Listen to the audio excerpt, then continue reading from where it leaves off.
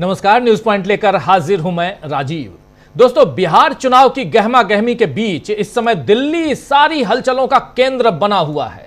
बिहार से तमाम नेताओं के दिल्ली आने का सिलसिला शुरू हो गया है। आज दिल्ली में बीजेपी के राष्ट्रीय अध्यक्ष जेपी नड्डा के आवास पर बिहार चुनाव को लेकर पार्टी के कोर ग्रुप की बैठक हुई, जिसके लिए बिहार से एनडीए के तमाम बड़े नेता दिल्ली आए। तो वहीं पटना में पूर्व मुख्यमंत्री राबड़ी देवी के आवास पर आरजेडी की बैठक हुई, जिसके बाद अभी तेजस्वी यादव दिल्ली आ रहे हैं या शायद पहुंच भी चुके हों, और कल तक राबड़ी देवी और लालू प्रसाद दोनों दिल्ली आ जाएंगे। माना जा रहा है कि एक दो दिन में महागठबंधन तेजस्वी यादव को सीएम उम्मीदवार घोषित करने के साथ साथ 3 उप मुख्यमंत्री का ऐलान भी कर सकता है। आज रात इस पर आपसी सहमति बनाने की कोशिश होगी। अगर बात बनी तो कल सुबह, वरना मंगलवार को, यानी कल रविवार है, परसों सोमवार, मंगलवार को महागठबंधन यह बता देगा कि इस बार तेजस्वी यादव सीएम बनेंगे। हालांकि 3 डिप्टी सीएम कौन से होंगे, इस पर अभी कयास बाकी है। और इनमें से एक तो मुकेश सहनी हो सकते हैं, जिन्होंने पहले ही अपना दावा ठोका हुआ है। बाकी 2 और कौन होंगे? क्या कांग्रेस पार्टी से भी कोई उप मुख्यमंत्री पद का उम्मीदवार होगा? यह भी देखा जाएगा। वैसे सीट शेयरिंग को लेकर कांग्रेस और आरजेडी के बीच भी बातचीत पूरी हो गई है। ऐसी खबरें आ रही हैं भीतर से कि करीब 95% सीटों पर सहमति बन गई है, जिसमें आरजेडी को 134 से 135 सीटें, आईएनसी को यानी कांग्रेस पार्टी को 54 से 55 सीटें, जबकि पिछली बार कांग्रेस पार्टी 70 सीटों पर चुनाव लड़ी थी। सीपीआई-एमएल यानी माले जिसको कहते हैं, उसको 21 से 22 सीटें, सीपीआई को 6 सीट, वीआईपी जो मुकेश सहनी की पार्टी है, विकासशील इंसान पार्टी, उनको 15 से 16, झारखंड मुक्ति मोर्चा, राष्ट्रीय जनतांत्रिक जो गठबंधन आरएलजेपी जो है, आरएलजेपी उसको, और आईआईपी, इन सबको मिलाकर झारखंड मुक्ति मोर्चा, आरएलजेपी ये जो पार्टी है, ये रामविलास पासवान की ओरिजिनल पार्टी है। इसको फिर आईआईपी को, इन सब को मिलाकर 6 से 7 सीटें मिल सकती हैं। हालांकि इस पर अभी कोई पुष्टि नहीं आई है, लेकिन अंदाजन इस तरह का बंटवारा होगा, ये माना जा रहा है। स्क्रीन पर आप देख रहे हैं, ये माना जा रहा है। महागठबंधन के मोर्चे पर तो बात इतनी आगे बढ़ चुकी है कि सीट शेयरिंग और सीएम फेस सबका फिक्र हो रहा है। लेकिन एनडीए खेमे की अगर बात करें तो इस तरह के एकदम कहें तो खामोशी है उधर, और हल्ला केवल आपसी खींचातानी की हो रही है। आज जिस तरह सारे दलों को दिल्ली में जेपी नड्डा के घर पर बैठक के लिए बुलाया गया, उससे जाहिर है कि अब तक मोदी, शाह या धर्मेंद्र प्रधान जैसे नेता जो बिहार जा रहे थे, उसमें सहयोगियों को भरोसे में नहीं ले पाए। वैसे भी बीजेपी की सहयोगी दलों को दगा देने की आदत से सब वाकिफ हैं। आपने देख लिया, महाराष्ट्र में एकनाथ शिंदे के नाम पर चुनाव लड़ा और फिर एकनाथ शिंदे को मुख्यमंत्री की कुर्सी से उठाकर उप मुख्यमंत्री की कुर्सी पर बैठा दिया।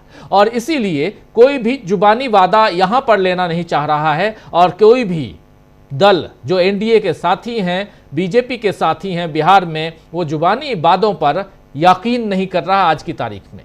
चिराग पासवान तो शायद मानते हुए दिख रहे हैं, क्योंकि आज उन्होंने भी अपनी पार्टी की बैठक ली, लेकिन जीतन राम मांझी, उपेंद्र कुशवाहा जैसे नेता क्या करेंगे ये देखना होगा। आज जेपी नड्डा के साथ जीतन राम मांझी की अलग से मुलाकात हुई है। उसके बाद हिंदुस्तानी आवाम मोर्चा के राष्ट्रीय प्रवक्ता राजेश पांडे का बड़ा बयान सामने आया है। राजेश पांडे ने कहा है कि मांझी जी ने अपनी बात भाजपा नेतृत्व को बता दी है। राजनीति में कोई भी दोस्त या दुश्मन परमानेंट नहीं होता है, हमारे लिए सारे विकल्प खुले हैं, बातचीत चल रही है। बिल्कुल वही जो घिसा पिटा डायलॉग है, लेकिन सबसे बड़ी बात कि कोई भी दोस्त या दुश्मन नहीं होता है। बिल्कुल सही कह रहे हैं कि राजनीति में कोई भी दोस्त या दुश्मन नहीं होता है। वहीं राष्ट्रीय लोक मोर्चा के उपेंद्र कुशवाहा भाजपा के राष्ट्रीय अध्यक्ष जेपी नड्डा से मुलाकात के लिए उनके घर पहुंचे। अभी जब हम ये प्रोग्राम कर रहे हैं, आप तक ये खबर हम पहुंचा रहे हैं, तब तक शायद दोनों गठबंधनों में बैठकों का एक दौर निपट गया होगा और एनडीए के लिए मुश्किल कुछ ज्यादा बढ़ गई होगी। क्योंकि मांझी, चिराग पासवान, उपेंद्र कुशवाहा, ये सारे इनके जो दल हैं वो बीजेपी के सामने अपनी शर्तें रख चुके हैं। अगर बीजेपी इनके सामने झुके तो फिर नीतीश कुमार के सामने कैसे तन पाएगी, ये देखना होगा। नीतीश कुमार से वैसे भी उनकी पार्टी के नेता नाराज चल रहे हैं। आज नालंदा के हरनौत प्रखंड से जेडीयू के 5 बार के विधायक हरिनारायण सिंह के खिलाफ ही मोर्चा खुल गया है, क्योंकि उन्होंने अपने बेटे अनिल कुमार के लिए टिकट की पैरवी की। पार्टी के वरिष्ठ नेता संजय कांत सिंह ने कड़ा विरोध किया है और कहा है कि कार्यकर्ताओं ने चेतावनी दी है कि अगर इस बार हरिनारायण सिंह या उनके बेटे को टिकट मिला तो वो न सिर्फ उनका खुलकर विरोध करेंगे बल्कि जेडीयू को हराने की दिशा में भी काम करेंगे। नीतीश कुमार से जेडीयू संभल नहीं रहा और राज्य संभालने लायक वो रहे नहीं, और ऐसा दावा जो है वो तेजस्वी यादव कर रहे हैं, मैं नहीं कह रहा हूं, तेजस्वी यादव कह रहे हैं। ऐसे में बीजेपी नीतीश कुमार को सीएम फेज के लिए आगे रखेगी या नहीं, ये भी बड़ा सवाल है दोस्तों। हालांकि अभी बीजेपी ने जिस तरह पत्ते छिपाकर रखे हैं उससे समझ आ रहा है कि अपनी जीत का यकीन खुद उसे नहीं है, और ऐसे में जनसुराज पार्टी और प्रशांत किशोर बीजेपी का सहारा बन सकते हैं। आज पप्पू यादव ने भी बता दिया है कि पीके यानी प्रशांत किशोर किसके लिए काम करते हैं। और इस बीच कांग्रेस पार्टी के वहां बिहार के अध्यक्ष राजेश राम ने क्या कुछ कहा है, जरा आइए उन्हें भी सुन लेते हैं। सुनिए जरा। महागठबंधन में हम लोग बहुत जल्द ही आपके बीच ज्वाइंटली रूप से इकट्ठा होंगे। हम लोग कई सीटों पर कांग्रेस पार्टी की तरफ से सारी तैयारियां हो चुकी है। हमने स्क्रीनिंग कमेटी से सारी सीईसी करा करके कैंडिडेटों का हम लोग केवल घोषणा का इंतजार कर रहे हैं। अब जैसी होगा हम लोग घोषणा कर देंगे। देखिए, कांग्रेस की सीटों की बात है तो हम लोग इंडिया गठबंधन 243 पर कर रही है। सीट शेयरिंग में हम थोड़ा बहुत फ्लेक्सिबल हैं और उस फ्लेक्सिबल के अनुसार कुछ नए पार्टनर हैं, उसमें मिलजुल करके हम लोग प्रोपोर्शनली हम लोग हिस्सा कर लेंगे। एक सवाल ये भी जो है घूम रहा है कि मुकेश सहनी जो है वो उप मुख्यमंत्री बनने के लिए दबाव डाल रहे हैं महागठबंधन के ऊपर, कहीं ना कहीं इस वजह से जो है देर हो रही है सीटों की। देखिए, उनका वक्तव्य लगातार आ रहा है, उसमें हम समझते हैं कि ये संभावना सब मिलजुल करके हम लोग तय कर लेंगे। ऐसे गठबंधन में है तो हमारे के यहाँ बीजेपी जैसा नहीं है कि आप बोल ही नहीं सकते हो। मंत्री कैबिनेट मंत्री हो, कैबिनेट का फैसला आप नहीं ले सकते हो, आप उद्घाटन शिलान्यास नहीं करा सकते हो, जो करेंगे रिमोट से मुख्यमंत्री या प्रधानमंत्री। तो ये परंपरा हमारे के यहाँ नहीं है। हमारे के यहाँ इंडिया गठबंधन में वो लोग सब बोलते हैं जो उनको अंदर भी बोलते हैं, बाहर भी बोलते हैं। में आखिर क्या लगता है क्यों नहीं अभी तक सीट शेयरिंग हो रहा है? उपेंद्र कुशवाहा भी ट्वीट कर रहे हैं कि अभी तक बात चल रही है, क्लियर नहीं दिख रही है। मांझी जी भी अपनी मांग कर रहे हैं और चिराग जी को भी देखा गया कि मनाया जा रहा है। क्या देखिए, ज्यादा जोगी मठ उजाड़, तो जहाँ ज़्यादा जोगी होंगे वहाँ मठ उजरे की संभावना हो जाती है। और ऐसे भी माननीय मुख्यमंत्री जी के पार्टी में बीजेपी के एंट्री हो गई है, तो बीजेपी के जब एंट्री होगी तो वहाँ यदि फैसला बीजेपी लेने लगेगी तो कुछ तो आपस में कन्फ्लिक्ट होगा। इसलिए ना बांटना उनका अधिकार क्षेत्र का है, लेकिन कहीं ना कहीं जो है एक दूसरे के दल में लोग घुस चुका है, इसलिए उनकी परेशानी बढ़ी हुई है। तो सुन रहे थे आप, यहां पर राजेश राम ने बहुत खुलकर अपनी बात की और उनकी जो बातें थी पूरी की पूरी बातें हमने आप तक पहुंचाई है, क्योंकि बहुत सारे सवाल हैं। कांग्रेस पार्टी महागठबंधन से बहुत सारे सवाल पूछे जा रहे हैं, उन सवालों का जवाब यहां पर खुलकर दे रहे थे राजेश राम। तो दोस्तों आइए आज बिहार से दिल्ली तक छिड़े चुनावी घमासान पर चर्चा करेंगे, जिसमें आज की तारीख में महागठबंधन जीतता हुआ दिख रहा है। और अभी एक सर्वे सी वोटर्स का आया है, उस सर्वे में फिर नीतीश बाबू तीसरे नंबर पर खिसके हुए नजर आते हैं। और यहां से सी वोटर्स जो है वो आप जानते हैं कि जिस भी ढंग का सर्वे देता हो, लेकिन उस सर्वे पर यकीन करना बहुत मुश्किल होता रहा। लेकिन 2024 के बाद से सबने अपने सर्वे को थोड़ा बहुत 2024 लोकसभा चुनाव की बात कर रहा हूं, जिसमें सिर्फ और सिर्फ डीबी लाइव का सर्वे सही साबित हुआ था, बाकी सारे सर्वे जो हैं वो धराशायी हो गए थे। इसीलिए यहां पर अब सब किसी न किसी रूप में अपनी विश्वसनीयता को बरकरार रखने की कोशिश में लगे हुए हैं। सी वोटर्स अपनी विश्वसनीयता कायम कर पाएगा या नहीं, ये नहीं पता, लेकिन उसका सर्वे ये बताता है कि नीतीश बाबू तीसरे नंबर पर खिसक चुके हैं। प्रधानमंत्री नरेंद्र मोदी की कुर्सी खिसकती हुई नजर आती है। बिहार में इस वक्त महागठबंधन मजबूत नजर आता है और इन सब के बीच बिहार एनडीए में घमासान मचा हुआ है। नीतीश बाबू के खिलाफ मोर्चा जो है वो खुल गया है। आखिर आगे क्या होने वाला है, इस पर चर्चा करेंगे। हमारे साथ कुछ वरिष्ठ साथी जुड़े हुए हैं, उनसे पहले आपका परिचय करवाता हूं। जरा स्क्रीन पर तमाम साथी, हमारे 3 साथी इस वक्त मौजूद हैं। अमलेंदु उपाध्याय जी हैं, पंकज चतुर्वेदी जी हैं और शकील अख्तर जी हैं। आप तीनों का स्वागत इस्तकबाल है। स्वागत इस्तकबाल अब तमाम दोस्त साथी शुभचिंतक आप सबका जो अब तक जुड़ चुके हैं उनका भी, जो जुड़ने वाले हैं उनका भी। सीधे शकील जी आपके पास ही आना चाहता हूं। बिहार और दिल्ली यानी पटना और दिल्ली दोनों तरफ मोर्चा खुला हुआ है, घमासान बहुत है। इस बीच तेजस्वी यादव यहां आ रहे हैं, आ भी चुके हों। राहुल गांधी भी लौट चुके हैं। क्या राहुल गांधी आ गए हैं इसलिए दिल्ली में कोई बड़ी बैठक होने जा रही है या कुछ और है? जरा इसको बताइए और फिर चलेंगे उधर पटना में भी क्या कुछ चल रहा है उस पर भी चर्चा करेंगे। राजेश राम जो बातें कह रहे हैं उसमें कितना दम है ये भी समझेंगे आपके जरिए। लेकिन राहुल गांधी आ चुके हैं और अब तेजस्वी यादव का आना क्या मायने रखता है यहां दिल्ली में?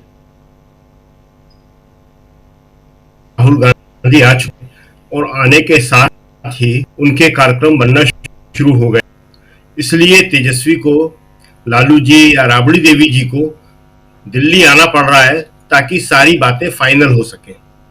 वैसे तो सब कुछ करीब करीब तय हो चुका है, लेकिन उसका जो औपचारिक ऐलान है वो होना भी बाकी है और हो सकता है वो दिल्ली से ही हो। उसमें तेजस्वी यादव को मुख्यमंत्री का उम्मीदवार घोषित करने की एक बात है और साथ ही ये पूरी सीट शेयरिंग की बात है कि किसको कितनी सीटें मिलेंगी। देखिए, राहुल गांधी आने के बाद उनकी फर्स्ट प्रायोरिटी है अपनी लोकसभा क्षेत्र रायबरेली में मारे गए हरिओम दलित जो था उसके परिवार से मिलने जाने की। वो पास के जिले फतेहपुर का रहने वाला था वो, तो वहां जाएंगे राहुल गांधी। इसके साथ ही वो हरियाणा भी जा रहे हैं। हरियाणा में जो आईपीएस पूरण सिंह को आत्महत्या करने पर मजबूर होना, जी पूरण सिंह जी पूरण सिंह को आत्महत्या करने पर जो मजबूर होना पड़ा, उसके परिवार से भी मिलने जाएंगे। उनकी पत्नी खुद आईएएस है और अभी आईपीएस एसोसिएशन ने भी एक बड़ा प्रेस नोट इशू किया है और हरियाणा में इसको लेके एक बड़ी समस्या है। तो यहाँ पे कल तो संभावनाएं कमी लग रही है कि कल घोषणा हो जाए, मगर परसों तक हो सकती है घोषणा कि महागठबंधन जो है अपनी सीटें अनाउंस कर दे कि कौन कितनी कितनी सीटों पर लड़ेगा और हमारा मुख्यमंत्री का उम्मीदवार तेजस्वी यादव होगा। उसके अलावा न कोई दूसरी संभावना है, न कोई दूसरी चर्चा है। समस्या जो है एनडीए में है कि क्या एनडीए नीतीश कुमार को इंडोर्स करेंगे, बहुत मुश्किल लगता है। नीतीश कुमार का नाम उनके मुंह से भी नहीं निकल रहा, लेकिन नीतीश के बिना उनकी गाड़ी चल भी नहीं सकती है। अगर एनडीए को जो वोट मिलेगा, एनडीए का जो आधार है वो नीतीश बाबू ही है। उनका जो अति पिछड़ा कार्ड है उसके ऊपर ही बीजेपी सारे दांव खेल रही है। तो ये एक बड़ा इंटरेस्टिंग होने वाला है। लेकिन इसके साथ आपको एक जो राजेश राम ने बात कही उसके बारे में हम जरूर बता दें, बड़ी इंपॉर्टेंट बात उन्होंने कही है नीतीश कुमार के बारे में। एक दूसरे के दल में लोग घुस चुके हैं, मतलब नीतीश का दल अब नीतीश का नहीं रहा है, उसमें बीजेपी के लोग घुस चुके हैं और वहां क्या होगा इसका फैसला अब नीतीश के हाथ में नहीं है, वो फैसला बीजेपी के हाथ में है। इसके अलावा आज कांग्रेस ने एक बड़ी जोरदार रैली निकाली, संविधान सम्मान यात्रा। दिल्ली कांग्रेस का जो अनुसूचित दिल्ली में निकाली। क्या हमने और कुछ और बोला क्या? नहीं, आपने ये नहीं बताया कहां निकाली, इसलिए मैंने बस जोड़ दिया और कुछ नहीं। कांग्रेस ने आज एक संविधान सम्मान यात्रा निकाली कांग्रेस के अनुसूचित जाति विभाग ने, और वो पहुंचे और संसद में उन्होंने गिरफ्तारियां दी।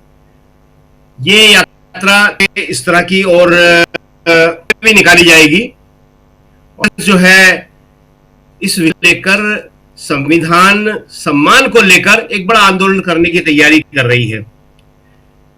खासतौर से जो सुप्रीम कोर्ट के चीफ जस्टिस गवई का अपमान हुआ है, उन पर जो हमला हुआ है, उसको लेकर कांग्रेस का कहना है कि अगर चीफ जस्टिस तक सुरक्षित नहीं है तो फिर इस देश में कौन दलित सुरक्षित होगा।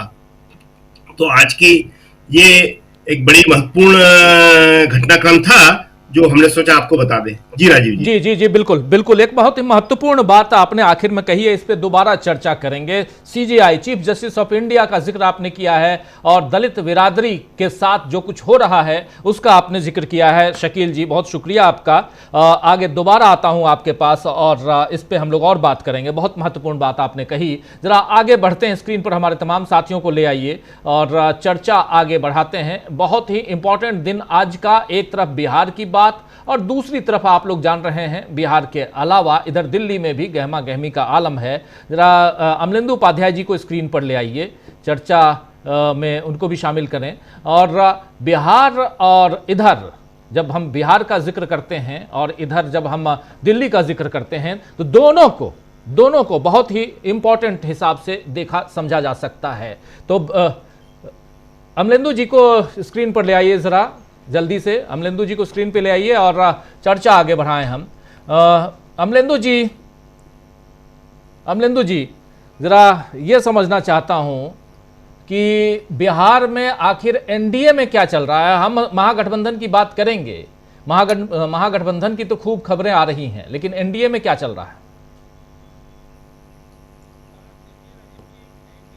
इस समय काफी ज्यादा, जी अब ठीक है, काफी ज्यादा इस समय एनडीए में संघर्ष हो रहा है और एनडीए का संघर्ष जो है वो एकदम बिल्कुल कहा जाए सड़क पर जो है वो आ चुका है।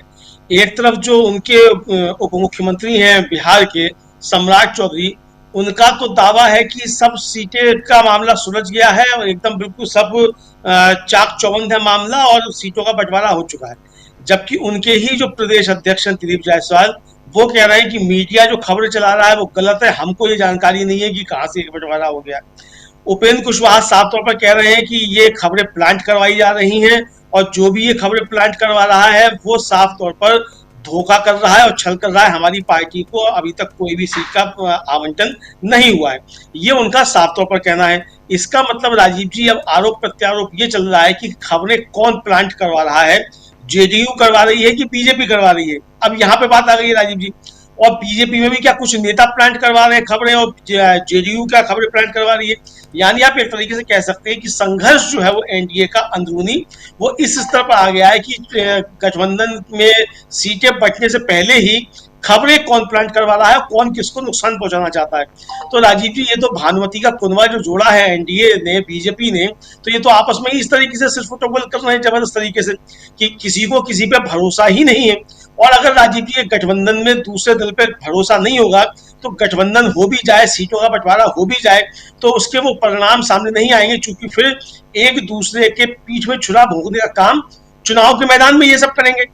जहां जिसको जो सीट मिल जाएगी उसको दूसरा नुकसान पहुंचाने की कोशिश करेगा। पिछली बार चिराग पासवान ने अलग लड़के नीतीश कुमार को नुकसान पहुंचाने का काम किया था। इस बार अगर गठबंधन में ये लड़ते भी हैं तो एक दूसरे को नुकसान पहुंचाने का भी काम करेंगे। तो ये राजीव जी इनके बीच चल रहा है। उधर बीजेपी जिस तरीके से राजीव जी अपनी रणनीति करती है, और ये साफ तौर पर देखा गया है कि बीजेपी सबसे ज्यादा नुकसान अपने जो सहयोगी दल होते हैं उनको ही पहुंचाती है। तो बीजेपी ने अपने जो दलों को, अपने सहयोगी दलों को नुकसान पहुंचाने की रणनीति अपनाई है, उसके भी दुष्परिणाम अब सामने आने लगे हैं। उपेंद्र कुशवाहा का साफ तौर पर यह कहना कि कोई खबरें प्लांट करवा रहा है और ये छल है, धोखा है, तो ये साफ तौर पर समझा जा सकता है कि छल और धोखे की बात किसकी तरफ इशारा की जा रही है। तो भारतीय जनता पार्टी राजीव जी अभी तक ये तय ही नहीं कर पाई है कि उसको गठबंधन धर्म निभाना है कि नहीं निभाना है, और गठबंधन धर्म निभाना है तो गठबंधन में किन किन के साथ काम करना है। ऐसा तो नहीं हो सकता कि आप गठबंधन भी करें और गठबंधन के साथियों के बीच में छुरा भी घोंपे। तो गठबंधन के जो सहयोगी हैं उसके वो सब समझने लगे हैं कि बीजेपी उनकी पीठ में छुरा घोंपने का काम करेगी, चुनाव के दौरान भी और चुनाव के बाद भी। इसीलिए राजीव जी जो जिस तरीके से तेजस्वी यादव वो चिराग पासवान जो है वो बातें कर रहे हैं, और जिस तरीके से अविश्वास एक तरीके से दिखा रहे हैं जीतन राम मांझी, अविश्वास दिखा रहे हैं पासवान और अविश्वास दिखा रहे हैं उपेंद्र कुशवाहा, ये सब भारतीय जनता पार्टी की किए धरे की वजह से ही हो रहा है। नीतीश कुमार भी जो है राजीव जी, अगर देखा जाए तो वो भी विश्वास नहीं कर रहे हैं भारतीय जनता पार्टी में। तो मुझे लगता है कि गठबंधन में भारतीय जनता पार्टी सबसे ज्यादा अविश्वसनीय पार्टी बनकर उभरी है एनडीए गठबंधन में, ये साफ तौर पर नजर में आ रहा है। और सीटों का बंटवारा हो भी जाए या ना भी हो राजीव जी, तब भी इसके दुष्परिणाम एनडीए को चुनाव में भुगतने ही पड़ेंगे। जी जी, बिल्कुल बिल्कुल। जरा पंकज जी के पास आना चाहता हूं, और आने से पहले, पंकज जी के पास आने से पहले जरा स्क्रीन पर ले आई पंकज जी को। इधर प्रशांत जी सीधे उधर बिहार से जुड़ गए हमारे साथ। प्रशांत जी, आपका स्वागत करता हूं। वीडियो स्टिल है पर प्रशांत जी का। लेकिन पंकज जी, ये खबर आ रही है कि तेजस्वी यादव ने आज का दौरा यहाँ स्थगित कर दिया है, दिल्ली नहीं आ रहे हैं, लेकिन वो कल आएंगे दिल्ली। लेकिन दिल्ली में क्या कुछ हो रहा है जरा आपके जरिए भी समझना चाहता हूं। और बिहार में जो एनडीए खेमे में चल रहा है उसमें भी जीतन राम मांझी, उपेंद्र कुशवाहा, इन दोनों का जिक्र बार बार आ रहा है। इन दोनों, और उधर नीतीश बाबू शांत चुपचाप चुप्पी लगाए बैठे हैं। इसके क्या मायने निकाले जाएं? और बीजेपी लीडर की भूमिका में यहां अभी तक दिखाई दे रही है चारों तरफ। जो अभी तक देखिए बिहार में जब भी बिहार का चुनाव होता था और एनडीए कुनबे में अगर नीतीश बाबू हैं तो नीतीश बाबू के इर्द गिर्द ही सारी मीटिंग्स और सब कुछ हम लोग देखते थे। लेकिन इस बार सब कुछ जेपी नड्डा, अमित शाह, और उससे थोड़ा और आगे बढ़े तो नरेंद्र मोदी, इन सब के इर्द गिर्द है। क्या बिहार की सियासत बदल चुकी है, एनडीए की सियासत, यह माना जाए?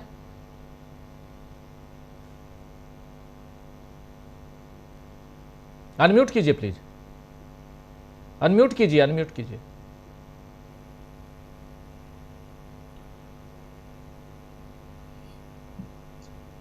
हाँ, मैं इस बात को कंफर्म करता हूं कि तेजस्वी का आज का आना टल गया है।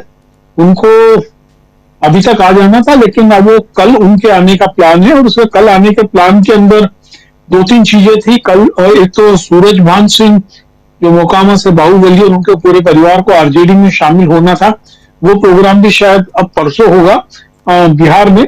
क्योंकि क्या है कि सबसे पहले मैं महागठबंधन की बात करना चाहूंगा। महागठबंधन में कांग्रेस ने एक बड़ा त्याग किया है और सीटों का बंटवारा फाइनल हो गया है। नंबर ऑफ सीट्स का केवल 12 सीट ऐसी हैं जिनके ऊपर ओवरलैपिंग का खतरा हो रहा है, जिसके अंदर सभी जो स्टेक होल्डर है, खासकर कम्युनिस्ट पार्टी, अब उनके दावे हैं उसको लेकर जो है। और राहुल गांधी चूंकि कल ही लालू यादव को फोन पे बात कर चुके थे विदेश से, और ये नंबर को फाइनल हो चुका था।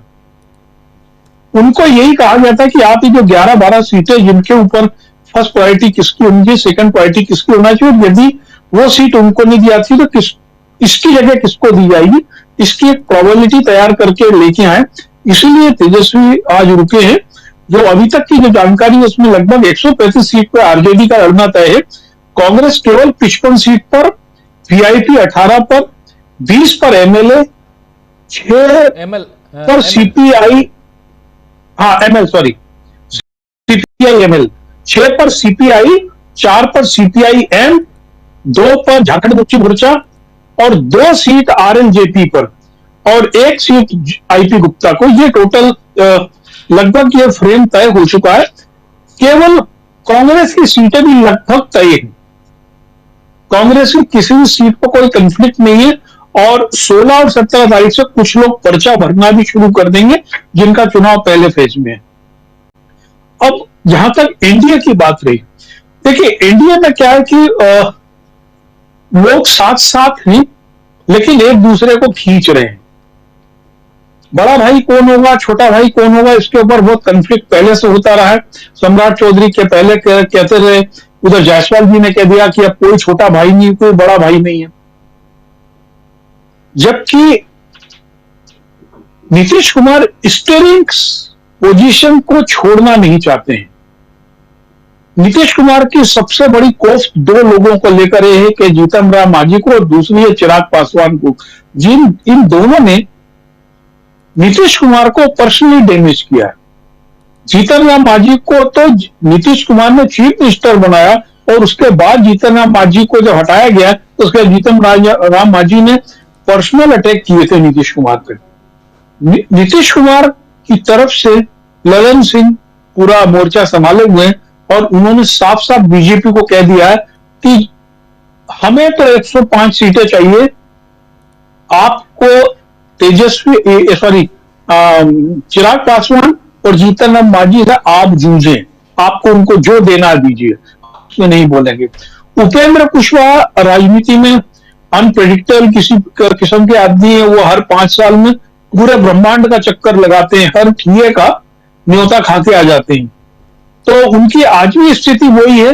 और उपेंद्र कुशवाहा की स्थिति है कि राजनीतिक पकड़ उनकी वो जाति की जनगणना, यदि गणना पे हम बात करें तो बात दूसरी, अदरवाइज वो पिछले चुनाव हार चुके हैं। उनकी स्थिति क्या है ये सभी लोग जानते हैं कि जमीन पर उनकी कोई पकड़ रह नहीं गई है। अब इस परिस्थिति में क्या है, भारतीय जनता पार्टी मुंह से तो कहती है कि नीतीश कुमार को चीफ मिनिस्टर बनाएंगे, लेकिन दिल से कहती है कि सम्राट चौधरी अपने सिर का जो बंधा हुआ साफा है तभी खोलेंगे जब चीफ मिनिस्टर वो बन जाएंगे। तो ये पूरा जो खेल है वो ये कि कहना कुछ है, करना कुछ है और हर दूसरा आदमी एक दूसरे को पीछे से बाइट कर रहा है। देखिए, भारतीय जनता पार्टी का खेल भी ये है कि हम एक सीमा पे एक सीटें लेकर आए, किसी भी तरीके से नीतीश कुमार की सीटें कम हो, यदि हमको जरूरत पड़े तो हम सामने वाले गठबंधन से 2-4 लोगों को खरीद सकें। इस चीज की संभावना बहुत अच्छी तरीके से महागठबंधन भी जानता है, इसलिए वो अपने अनप्रेडिक्टेबल सहयोगियों को अधिक सीट नहीं देना चाहता है। इसके अंदर अनप्रेडिक्टेबल में सबसे बड़े मुकेश सहनी जी हैं, यानी बहुत स्पष्ट है। उसके अंदर कम्युनिस्ट पार्टी का कोई आदमी टूट के जाने वाले लोगों में से नहीं है, न जेएमएम से। तो ये जो गणित चल रही है बैलेंस बनाने की, हर एक को लग रहा है कि इस बार त्रिकोणीय संघर्ष, हर सीट पे कम से कम त्रिकोणीय संघर्ष बिहार में होना तय है। क्योंकि या तो यदि जनसुराज और एमआईएम और आम आदमी पार्टी या बहुजन समाज पार्टी, ये सब लोग ऑलमोस्ट पैक्ट से चुनाव यदि लड़ते हैं तो एक ये गठबंधन एक और तैयार होगा। हर सीट के ऊपर जातीय गणित से ज्यादा जो जीतने वाले का अपने वोट कितने मार्जिन में है उस पर डिपेंड करेगा। और चूंकि चुनाव आयोग का जो एक फैक्टर है जिसको हम बार बार भूल रहे हैं, भले महागठबंधन हो और एनडीए हो, लेकिन एक गठबंधन चुनाव आयोग भी है। तो मतदाता सूची पर किस तरीके से अंतिम समय तक काम होता है, यह चुनाव अधिकांश सीटों पे 2000 से 3000 और 5000 सीटों के अंतर पे से हार जीत का चुनाव होने वाला है। क्योंकि हर सीट को उन्होंने इसीलिए कोशिश की है प्रशांत किशोर को घुसेड़ के कि एनी में हर जगह त्रिकोणीय संघर्ष किया जाए, जिससे कम से कम नीतीश कुमार कमजोर रहे। तो जबकि इधर महागठबंधन में कोई किसी को कमजोर नहीं कर, ठीक है, अपेक्षा सबकी होती है, चाहते हैं कि उनके लड़के को टिकट मिल जाए, पप्पू यादव भी चाहते हैं, थोड़ी बहुत सब लोग कर रहे हैं, लेकिन एट द एंड चुनाव के समय इनके बीच में इस प्रकार की कोई खोट मन में होने का सवाल नहीं उठ रहा है। तो इसलिए एनडीए अभी अपने कुंबे को नहीं संभाल पा रहा, ऐसा मैं महसूस कर रहा हूं। जी राजीव जी। जी बिल्कुल बिल्कुल आप सही कह रहे हैं। जरा फिर से आना चाहता हूं शकील जी के पास, एक बार फिर स्क्रीन पे ले आइए शकील जी। प्रशांत जी भी हैं हमारे साथ। प्रशांत जी, एक बार पहले आपके पास आता हूं, जरा नेटवर्क आपका डाउन है, लेकिन फिर भी आप उधर बिहार में हैं, क्या कुछ दिखाई दे रहा है प्रशांत जी आपको, और क्या सब कुछ ठीक है बिहार में?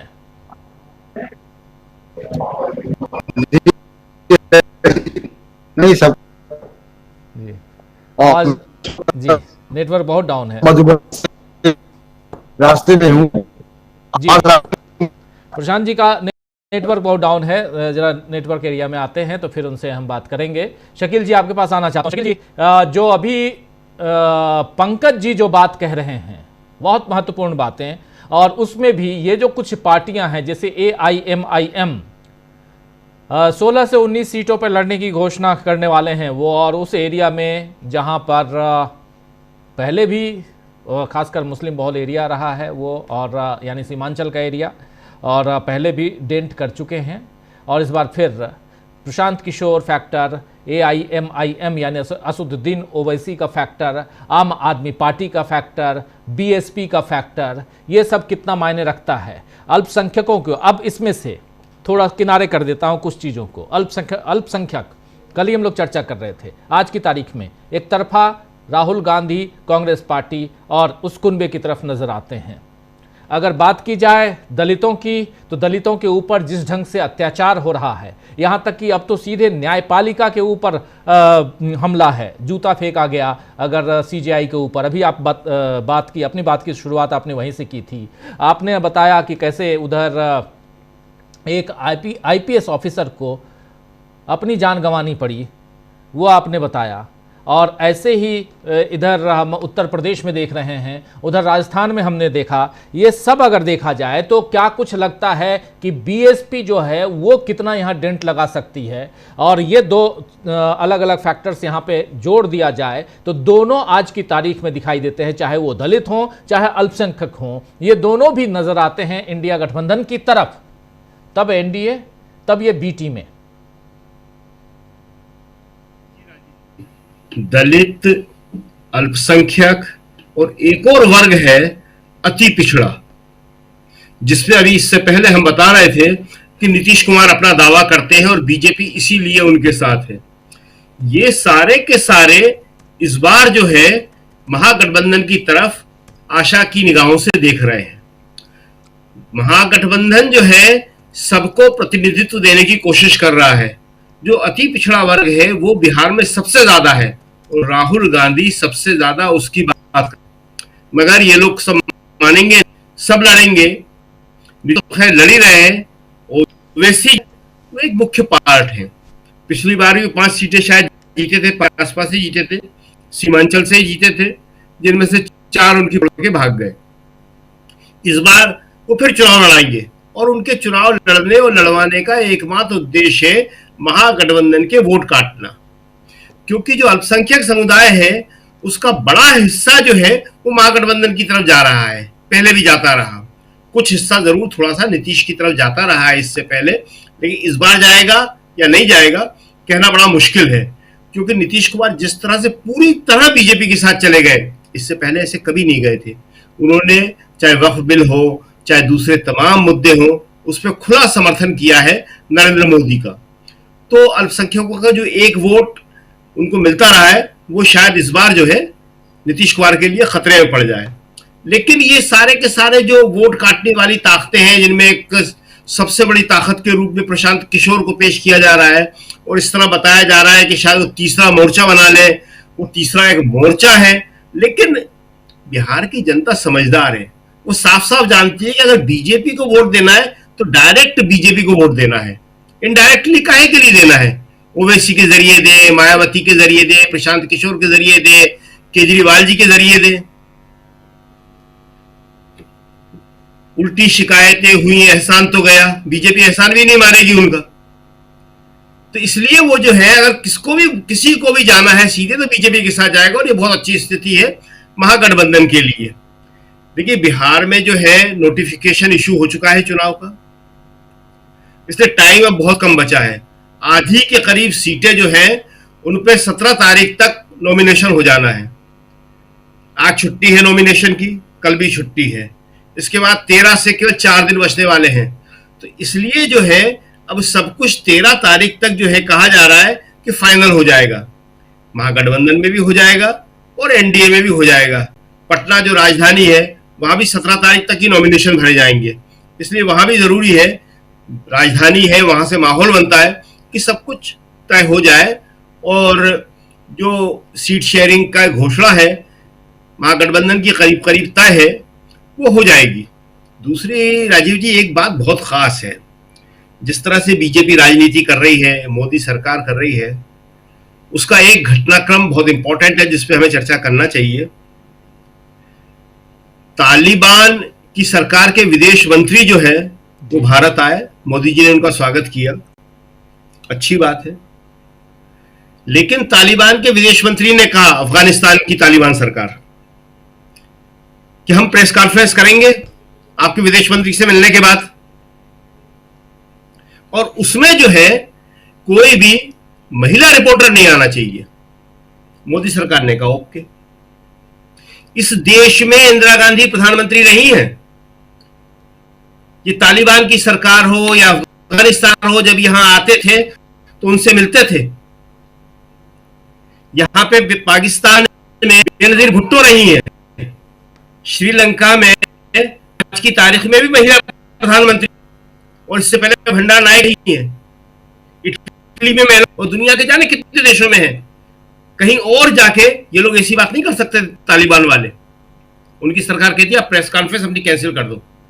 ये भेदभाव ये आप यहां नहीं कर सकते हो हिंदुस्तान में, और हमारी सरकार इसको मान जाती है। मतलब तालिबान और मनुवाद सब एक हो रहा है। भारत के अंदर महिलाओं के साथ, महिला पत्रकारों के साथ, महिला कामकाजी वर्ग के साथ ऐसा भेदभाव आज तक कभी नहीं हुआ, और उसको हमारी मोदी सरकार ने स्वीकार कर लिया। बहुत शर्म की बात है ये, बहुत खराब मैसेज गया पूरी दुनिया में। भाई तालिबान सरकार ने तो अपने देश में मैसेज देने के लिए किया था।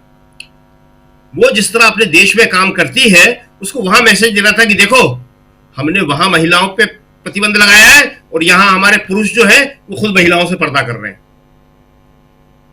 अरे आपको जिससे पर्दा करना है आप कर लो, लेकिन आप वहीं करो, यहां आप हिंदुस्तान में नहीं कर सकते। आपको इसकी अनुमति नहीं मिलना चाहिए थी। बहुत ही गलत हुआ है ये, बहुत ही खराब मैसेज जा रहा है। बिल्कुल सही कह आज रहे हैं। आपने देखा होगा। जी आप सही कह रहे हैं, और इसमें एक दो बात और जोड़ दूं जो साथी बाद में जुड़े उनके लिए, कि जिस संदर्भ में, जिस रेफरेंस में यहाँ शकील जी बात कर रहे हैं, दरअसल अफगानिस्तान में तालिबान की सरकार है। तालिबान के अफगानिस्तान के विदेश मंत्री यहाँ मुत्ताकी यहाँ हिंदुस्तान आए। कल उन्होंने प्रेस कॉन्फ्रेंस की, विदेश मंत्री से मिलने के बाद प्रेस कॉन्फ्रेंस में ये शर्त थी कि कोई भी महिला पत्रकार नहीं आएगा प्रेस कॉन्फ्रेंस में, और इसी की भर्त्सना हो रही है पूरी दुनिया में। हिंदुस्तान को लीड किया इंदिरा गांधी ने कई साल तक, न सिर्फ लीड किया बल्कि अपनी जान भी गंवाई, शहादत दी इस देश के लिए। और जो बात रख रहे थे यहाँ शकील जी बहुत महत्वपूर्ण, चाहे भारत हो, चाहे पाकिस्तान हो, चाहे श्रीलंका हो, चाहे बांग्लादेश हो, चाहे नेपाल हो, इन सब देशों में प्रमुख पदों पर महिलाएं काबिज रही हैं। प्रधानमंत्री के पद पर महिलाएं काबिज रहीं, राष्ट्रपति के पद पर महिलाएं, आज भी हमारे यहाँ राष्ट्रपति जो हैं वो महिला हैं। नेपाल में आप देख लीजिए, आज भी वहाँ जो आज पदभार ग्रहण किए हुए हैं वहाँ वो भी महिला है कार्की। तो महिलाओं का इतना योगदान रहा। जिस देश में, खासकर अपने देश की बात करूं, वहां तालिबान का एक मंत्री आकर हमको गवर्न करे और कहे कि हमारी प्रेस कॉन्फ्रेंस में महिला ना आए, महिला पत्रकार ना आए, तो इससे दुर्भाग्यपूर्ण क्या हो सकता है। एक बात जो यहां रखी शकील जी ने। दूसरी बात बहुत महत्वपूर्ण, देवबंद गए, जिस देवबंद के बारे में आप यहां, यही जो मनुवाद और तालिबानी एक साथ नहीं चल सकते, या दोनों एक ही गाड़ी के दो पहिए की तरह नजर आते हैं, यह कहना ज्यादा उचित होगा।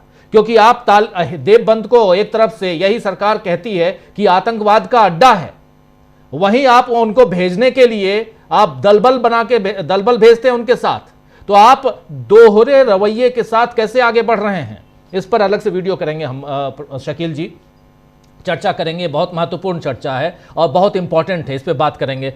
हमारे साथ जुड़ गए हैं प्रशांत जी, शायद अभी भी स्टिल हैं, उनका वीडियो नहीं आ रहा है। लेकिन शकील जी आप अपनी बात पूरी कीजिए, मैं बीच में आ गया था और ये बातें इंपॉर्टेंट थी जो रखना चाह रहा था, मैं आपकी बात ही रिपीट कर रहा था। मैं तो हम जो कह रहे थे कि आखिर मोदी सरकार को उनके सामने झुकना क्यों पड़ा। वो इसलिए झुकना पड़ा कि जब पाकिस्तान के साथ कॉन्फ्लिक्ट हमारा हो रहा था तो 10 देश हमारे साथ होते, और पहले तो 100 से ज्यादा देश सामने होते थे, तो हमें किसी एक देश के सामने नहीं झुकना पड़ता। केवल एक देश तालिबान सरकार ने हमारा समर्थन किया था उस वक्त। आप उस एहसान का बदला चुका रहे थे। आज आपके साथ 10 देश उस समय नहीं थे, कभी 100 देश हुआ करते थे आपके सामने। तो ये जो है मोदी सरकार अपने स्वार्थ के लिए किस तरह से कब झुक जाती है और किस तरह से भारत को नीचा दिखा देती है, ये बहुत ही खराब बात है। जितने भी मीडिया संगठन है, एडिटर्स गिल्ड का आ गया है, दिल्ली यूनियन जर्नलिस्ट का आ गया है, बाकी सारे पत्रकार संगठनों का विरोध आ गया है, सबने इसकी घोर भर्त्सना की है, बड़ा गहरा विरोध इसका किया है और इसको लगा एकदम अस्वीकार्य बताया है कि किसी भी तरह से ये स्वीकार्य नहीं हो सकता है।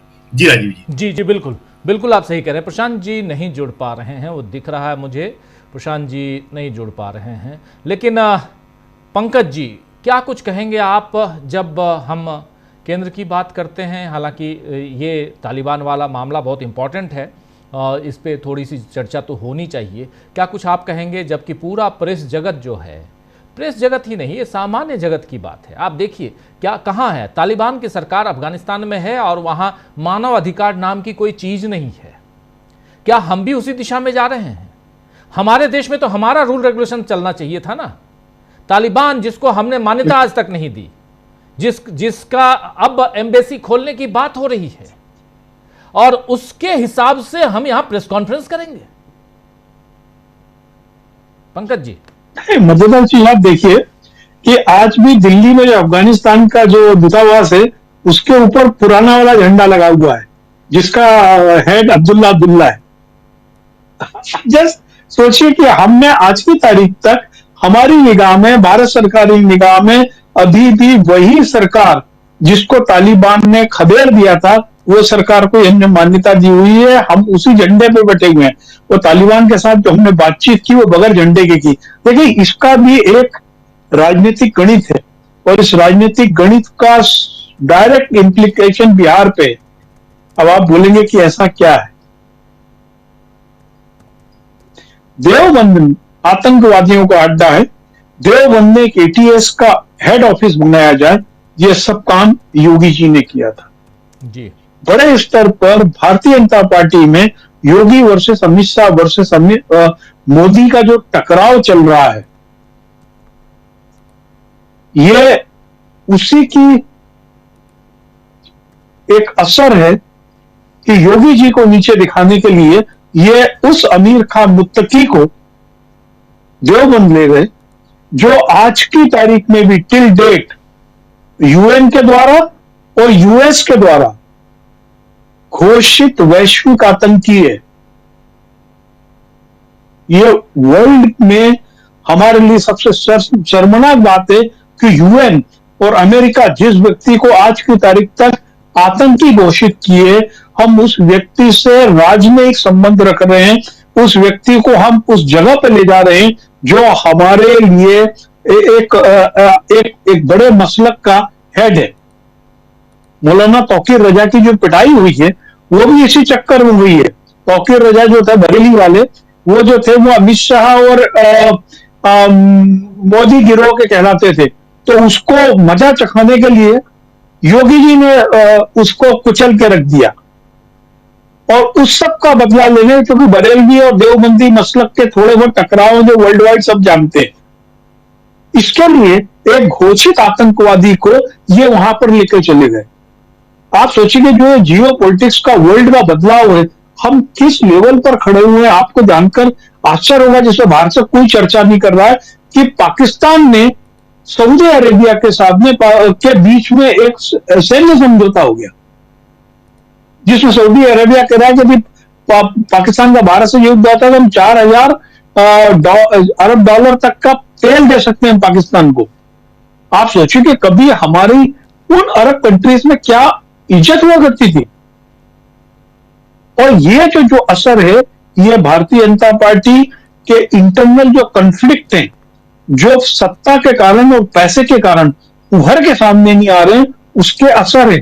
जिसके अंदर क्या होता है कि जो देहाती कहावत है ना कि जब दो सांड होते हैं तो जो घास है वो कुचल जाती है, तो तौकीर रजा सरी के लोग उसी घास में कुचल गए, और उस घास को आईना दिखाने के लिए मुत्तकी को ये वहां पर लेके चले गए। ये एक इतना बड़ा मसला है। और आप देखिए कि जो कितना शर्मनाक, आज की तारीख में हमारे देश की राष्ट्रपति महिला है, और हम कह रहे हैं कि महिला पत्रकार नहीं जाएगी। हद है भाई, हम कौन से साउथ एशिया की बात कर रहे हैं? इसका असर जो है ये वास्तव में स्थानीय राजनीति का है। थिंक लोकली और एक्ट ग्लोबली वाला ये हिसाब है इसके अंदर। अब हम जब बात कर रहे हैं बिहार की सियासत की, देखिए बिहार की सियासत में जो मैं आपको बता रहा हूं कि इस बार जो पारंपरिक रूप से बहुत सारे गणित होते थे कि इस जाति का, कुशवाहा जाति का टिकट होगा तो यादव को टिकट, यादव वोट नहीं देगा, ये होगा। ये इस बार बहुत सारे गणित छिन्न भिन्न हो रहे हैं। चुनाव के ठीक पहले बहुत बड़े भूमिहार लोग आरजेडी के साथ जुड़ रहे हैं और कुछ यादव किस्म के लोग दूसरे मोर्चे में जा रहे हैं। इस बार का जो चुनाव है बिहार का, बहुत सटीक मुद्दे पर होने वाला है, जिसके अंदर बेरोजगारी एक बहुत बड़ा मुद्दा है और शिक्षा का दुर्गति जो हुई है। आप बताइए, बिहार शरीफ के राज्य में केवल 7% ग्रेजुएट है। वहां के कॉलेज एजुकेशन की स्थिति आप देखिए, वहां के सत्र लेट हो रहे, पर्चे लिख रहे, और जो नौकरी मांगने बच्चे आ रहे हैं उनको लाठीचार्ज हो रहा है। वो जो बच्चे, उनको लाठीचार्ज पिछले 1 साल में कम से कम 5 बार हुआ है, वो हर जाति से और हर धर्म से हैं। और जो हम सोचते हैं ना कि केवल जेएनजेड का बदलाव नेपाल सरी का होता है, नेपाल सरी का नहीं होता, ये बिहार आपको बता देगा। जिस राज्य में सबसे बड़ी संख्या में बेरोजगार हैं, जिस राज्य में लोगों के लिए रोजगार की एक समस्या है, वहां पर सरकारी नौकरी के अलावा कोई दूसरा काम नहीं है। खेती आपने वहां दुर्गति कर दी है। आप सोचिए कि बिहार की स्थिति ये है, इस बार सुखाड़ है वहां पर, 80% कम पानी वर्षा कई जिलों में, और कुछ जिलों की स्थिति है कि जो नदियां सदा बहार रहती थी, 3 दिन उफनी है और चौथे दिन अभी से नदियां सूख गई हैं। लोगों के सामने संकट है कि आने वाले 10 महीने में पानी की क्या दिक्कत होगी। इसके ऊपर वहां पे बात करने के लिए राज्य सरकार से कोई तैयार नहीं है। आप हमको बताते हैं कि बिहार की सड़कें चमक गई। उन चमकी सड़कों का क्या लेंगे जब आपके पास में पीने को पानी नहीं है, आपकी खेती चौपट हो चुकी है। ये मुद्दे बिहार के अंदर इस बार बहुत ताकत से उभर रहे हैं और बिहार की जनता को अपने अधिकारों, खासकर मत के प्रति जागरूक करने का काम जो वोट अधिकार यात्रा कर चुकी है, वो एक बहुत बड़ा रिफॉर्म है इलेक्टोरल पॉलिटिक्स में बिहार में, जो पारंपरिक गणितों को जिसने ध्वस्त कर दिया है। और एनडीए आज भी उसी गणित पे चल रहा है कि मुशहर को 2 सीट दे दो और पासवान को 4 सीट दे दो और कुशवाहा को 5 सीट दे दो, इसी के ऊपर वो लगा हुआ है। जबकि आप देखेंगे कि जो महागठबंधन की जो लिस्ट आ रही है, उसके अंदर इस बार आरजेडी से भी इतनी बड़ी संख्या में यादव उम्मीदवार नहीं होंगे, जो मेरी जानकारी में।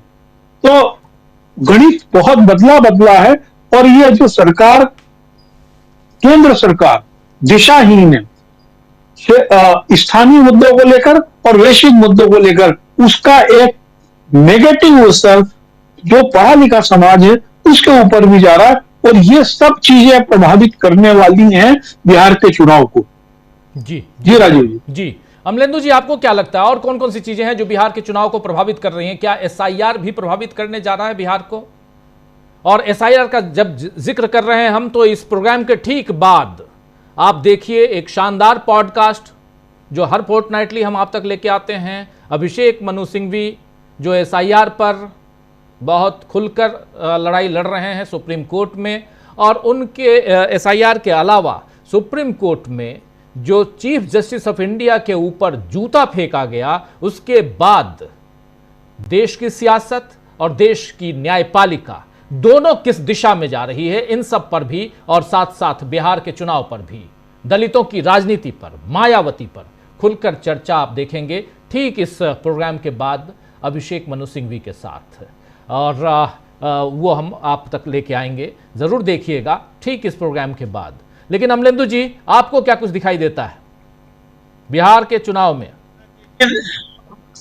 देखिए राजीव जी, एसआईआर भी एक बड़ा मुद्दा है और निश्चित तौर पे जब 10% लोगों के वोट कट गए, हालांकि सुप्रीम कोर्ट ने आदेश दिया है कि भाई जो 65 लाख नाम कट गए थे उनके ऊपर भी वो उसका आदेश लागू होता है और 7 दिन के अंदर जो है वो जिला विधिक न्याय प्राधिकरण जो है वो उनकी मदद करेंगे मतदाताओं की जिनके नाम छूट गए नाम जुड़वाने के लिए। तो हो सकता है कि बहुत से लोगों के नाम उसमें आ जाए। लेकिन राजीव जी, एक संदेश तो साफ चला गया कि दलितों, पिछड़ों और वंचितों के, अल्पसंख्यकों के वोट कटवाए जा रहे थे और वो बीजेपी कटवा रही थी। ये तो राजीव जी एक बात बिल्कुल साफ तौर से पहुंच चुकी है कि भारतीय जनता पार्टी ये नाम कटवा रही थी, और जिस समय चल रहा था SIR राजीव जी, उस समय आम आदमी यही कहते हुए सुना जा सकता था कि चुनाव आयोग तो कुछ नहीं है, ये मोदी जी कटवा रहे हैं। तमाम सोशल मीडिया पर राजीव जी इस तरीके के वीडियो वायरल हुए कि मोदी जी जो है इसको कटवा रहे हैं, इन वोटों को मोदी जी कटवा रहे हैं। तो ये एक बड़ा मुद्दा निश्चित तौर पर राजीव जी इस चुनाव में है कि किस तरीके से ये जो वोट वो भारतीय जनता पार्टी अपना रही थी और वोट किस तरीके से काटे जा रहे थे। तो ये एक बड़ा मसला है। अब जिनके वोट कट गए हैं तो उनके तो कट ही गए हैं, लेकिन नातेदार रिश्तेदार भी होंगे तो वो भी सोचेंगे, और जिनके वोट कट गए थे और फिर वो जुड़ रहे हैं तो उन्हें भी लगेगा कि बच गए किसी तरीके से, वरना वोट ही कट जाता। तो ये एक बड़ा संकट जो है, तो ये निश्चित तौर पर बड़ा मुद्दा राजीव जी बनेगा। दूसरा राजीव जी, आप देखिए कि चिराग पासवान और जी मांझी इन सब के ऊपर कितना ज्यादा दबाव अब आया है अपनी ही बिरादरी का, कि अभी तक ये एकदम खामोश थे। CGI के ऊपर जो जूता फेंका गया उसको लेकर सब खामोश थे, लेकिन आज चिराग पासवान ने वो जो IPS जिन्होंने खुद अपनी जान ले ली, पूरन कुमार, उनके परिजनों से बात की है राजीव जी। मायावती जी ने रैली करी, लेकिन रैली में एक शब्द जस्टिस गवई के ऊपर नहीं बोला। लेकिन जब ये बातें होने लगी कि ये काहे की दलित राजनीति कर रहे हैं, तो आज सुबह जाकर उनको ट्वीट करना पड़ा है, लेकिन एक शब्द उनके मुख से अपनी रैली में जस्टिस गवई के ऊपर नहीं निकला था। तो आप समझ सकते हैं कि बिहार के चुनाव में ये मुद्दा बन रहा है कि जो दलितों की राजनीति करते हैं ये भारतीय जनता पार्टी के साथ मिले हुए हैं, और जब दलितों के ऊपर अत्याचार होता है, यानी राजीव जी रायबरेली में हरिओम से लेकर और ADGP स्तर का पुलिस का अधिकारी जो है पूरन कुमार से लेकर और चीफ जस्टिस ऑफ इंडिया की कुर्सी पर बैठा हुआ जस्टिस गवई तक जो है, ये किस तरीके से आज अपमान सह रहे हैं, प्रताड़ना सह रहे हैं बीजेपी के शासन में। ये बात अब नीचे तक पहुंच रही है, और दलितों की राजनीति करने वाले जो दलितों के वोट लेकर और बीजेपी को बेच देते हैं, उनके ऊपर, उनकी राजनीति के ऊपर भी अब सवाल उठ रहे हैं। तो ये भी राजीव जी एक बड़ा मुद्दा होगा, और इसका नुकसान चिराग पासवान, जीतन राम मांझी, इन सबको भी बिहार में उठाना पड़ेगा। इनकी खामोशी का, ये जिस तरीके से बीजेपी के साथ खड़े हुए हैं, बीजेपी क्या दलितों के प्रति रवैया राजीव जी नहीं बदल सकता है किसी भी हाल में, ये सब जानते हैं, उनकी वैचारिकी वही है। लेकिन जो आप दलितों की राजनीति कर रहे हैं और आप दलितों के वोट लेकर जो अपने को, अपनी पार्टियों को गिरवी रख देते हैं बीजेपी के सामने, इनके सामने अब संकट है, और ये मुद्दे मुखर तौर पर राजीव जी इस बिहार चुनाव में आएंगे।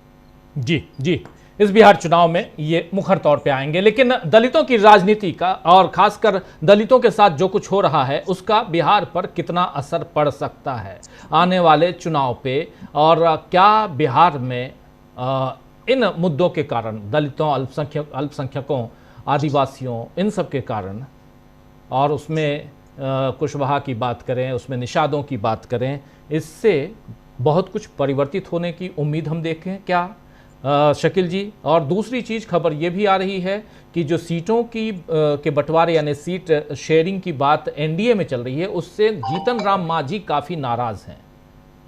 जीतन राम मांझी अलग लड़ने का फैसला भी ले सकते हैं, ऐसी खबर भी आ रही है। कैसे देखा जाए ओवरऑल? दलितों की राजनीति की बात कर रहे हैं तो मांझी साहब भी हैं। आपके ऊपर निश्चित रूप से बहुत प्रेशर है, क्योंकि दलितों की बात अगर करी जाती है तो मांझी उस समुदाय से आते हैं, जीतन राम, जो बिहार में सबसे ज्यादा महादलित जातियों में आती है। वहां पे आर्थिक रूप से, सामाजिक रूप से, शैक्षणिक रूप से बहुत ज्यादा पिछड़ी हुई है। और इस वक्त जो आप कह रहे हैं, बिहार के अंदर जो पूरा चुनाव है वो इसी मुद्दे पर जाता दिख रहा है। दलित पिछड़ा सम्मान, दलित पिछड़ों पर हमले, वंचितों पर हमले। देखिए, ये जो है इतना ज्यादा एक साथ से हो गया है कि जो मोदी जी सोच रहे थे कि पूरा चुनाव वो हिंदू मुसलमान पे लड़ लेंगे, घुसपैठिए पे लड़ लेंगे, वो अब संभव नहीं दिख रहा है। अभी आपने आज ही देखा होगा कि गृह मंत्री अमित शाह ने एक के बाद एक कई ट्वीट किए, और वो 47 से लेके और आज तक के हर 10 साल बाद कितनी मुस्लिम आबादी बढ़ी है, कितनी हिंदू आबादी घटी है, वो लिख रहे हैं। वो खुद अभी जनगणना कर नहीं पाए हैं, वो 15 साल हो रहे हैं करीब, जनगणना हुई नहीं है, जो हर 10 साल में हो जाती थी जनगणना। लेकिन पिछली जनगणनाओं के आधार पे वो गलत और भ्रामक सूचनाएं दे रहे हैं, और फिर खुद अपने ट्वीट को उसमें करेक्शन करते हैं कुछ ट्वीट में ये गलत चला गया था, ये गलत चला गया था।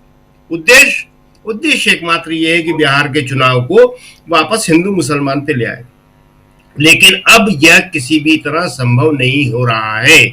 तो देखिए कि जस्टिस गवई के ऊपर, चीफ जस्टिस ऑफ इंडिया के ऊपर जिस तरह हमला किया गया, फिर उस हमले को जस्टिफाई किया गया, और उसके बाद जिन लोगों ने इसका विरोध किया उनके साथ गाली गलौज की गई, उनको धमकियां दी गई। ग्वालियर के अंदर एक वकील ने खुलेआम अंबेडकर को कहा अंग्रेजों का गुलाम, खुलेआम कहा कि ये संविधान लिखने वाले नहीं थे, कि नहीं एक वीएन राव का नाम लिया जाता है कि उन्होंने संविधान लिखा था जी। खुलेआम कहा गया कि ये जो है संविधान के विरोधी थे। उन पर एफआईआर हो चुकी है, दलित लोगों ने करवाई, मगर पुलिस या बीजेपी की मध्य प्रदेश सरकार कोई कार्य कर रही है, ये सवाल भी है। हरियाणा का मामला बहुत गंभीर है। एक आईपीएस पूरन कुमार, उसको आत्महत्या मजबूर होना पड़ता है, और उसकी पत्नी से, मतलब एक तरफ चीफ जस्टिस, एक तरफ एक आईपीएस, किसी की कोई सुरक्षा नहीं है, किसी का कोई सम्मान नहीं बचा है। और फिर जैसा कि अभी अमलेंदु जी बता रहे थे, बहुत इंपॉर्टेंट बात, मायावती जी खामोश, चिराग पासवान खामोश। इस समय देश में दो ही बड़े दलित नेता हैं, और दोनों जो है दलितों की आकांक्षाओं पे पूरा नहीं उतरे, दलितों का सम्मान बचाने में पूरा नहीं उतरे। और अफसोस इस बात का है कि ये वक्त इतना खराब है, और दलित इस सवाल को उठा रहे हैं लगातार। आज की जो रैली थी कांग्रेस की संविधान सम्मान यात्रा, उसमें वो लोग बैरिकेड्स फांद के और संसद तक पहुंच गए लोग।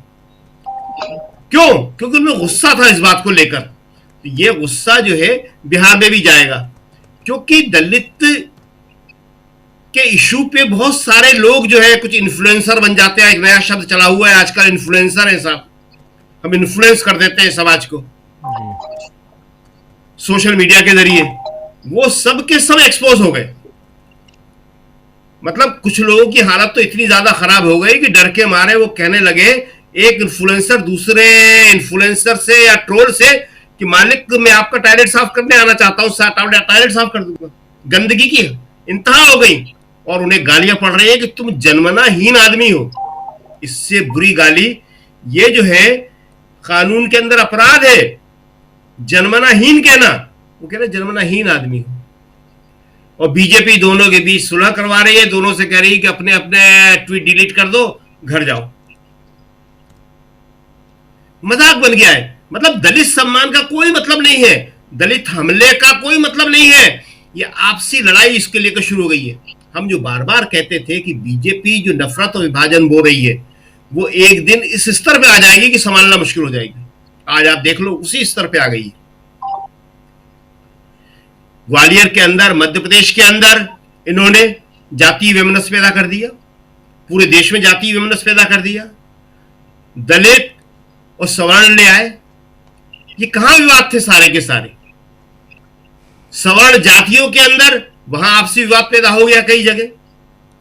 ये सब कभी भी नहीं होता था, न धार्मिक विवाद था, न जाति विवाद था। तो ये सारे मुद्दे बिहार चुनाव में आने वाले हैं, आ गए हैं, और हिंदू मुसलमान या घुसपैठिए का सवाल लाने की बीजेपी, अमित शाह, नरेंद्र मोदी पूरी कोशिश करेंगे।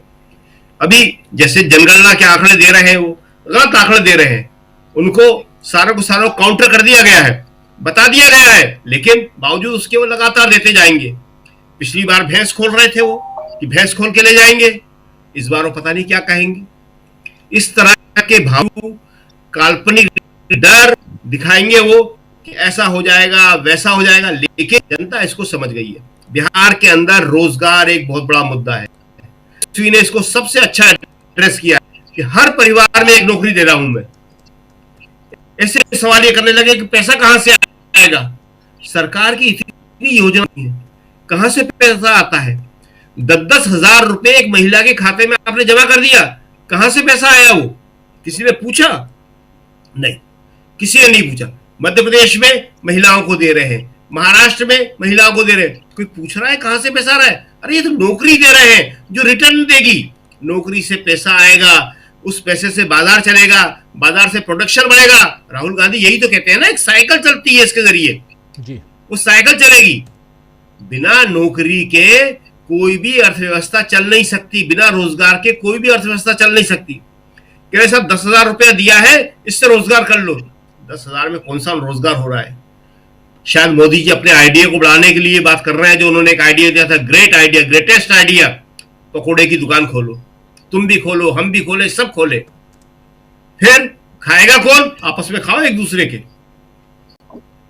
वही हाल होगा कि 10,000 रुपए वो सारे घरेलू मामलों में खर्च जाएंगे। जमीन के जो मुआवजे मिलते हैं, नगद पैसा, ये मतलब अर्थव्यवस्था को ये लोग जानते नहीं है, और जो इसके विशेषज्ञ उनसे बात नहीं करते या सुनते नहीं है।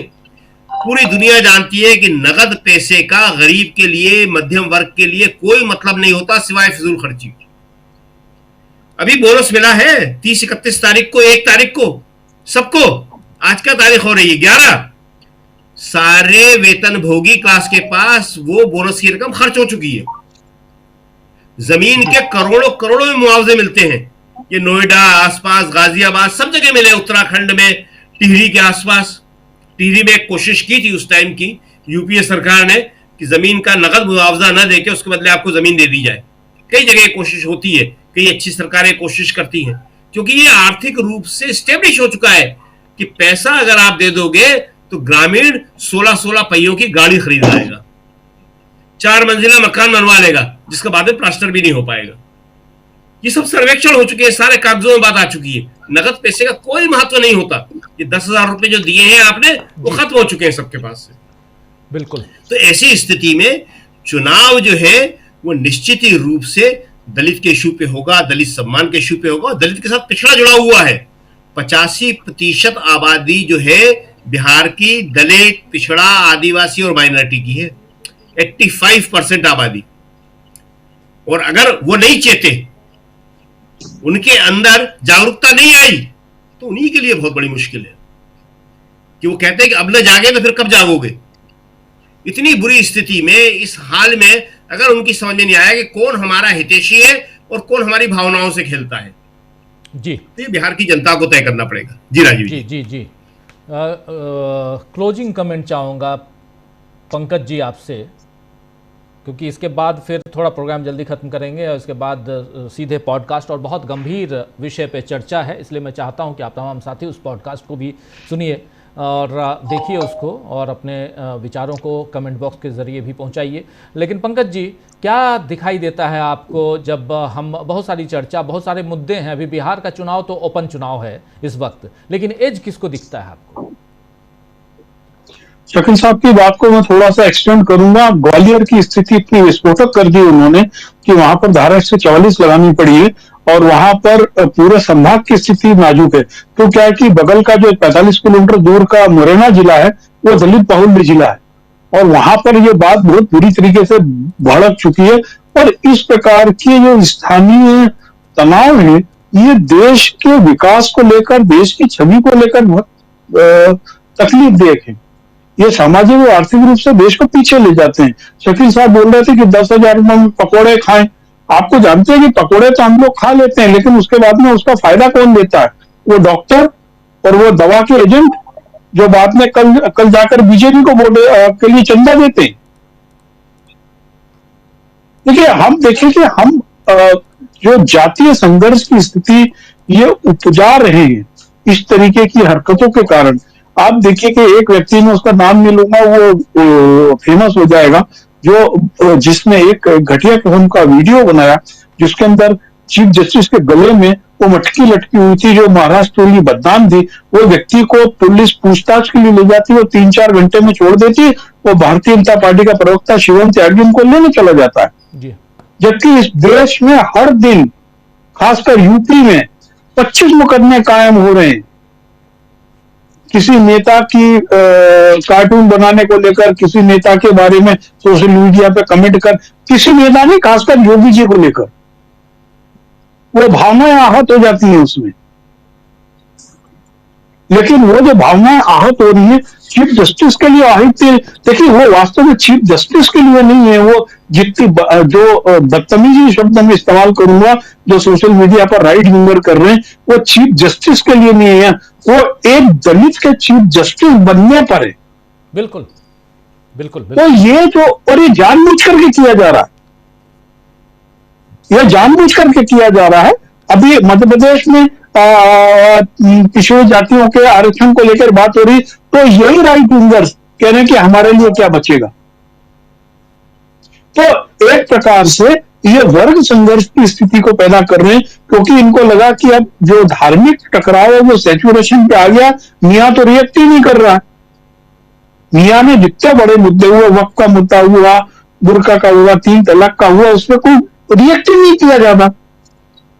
ये तो परेशानी है। आपको बता रहा हूं, मेरे पास में कंफर्म जानकारी है कि आई लव मोहम्मद वाले पोस्टर बाकायदा आरएसएस की जो मुस्लिम राष्ट्रीय मंच है उसकी विंग की तरफ से छपवा के छोटी छोटी जगहों पर भेजे गए और उन लोगों तक पहुंचा गए जो लोग कम पढ़े लिखे हैं और इमोशनली मूर्खता करते रहते हैं।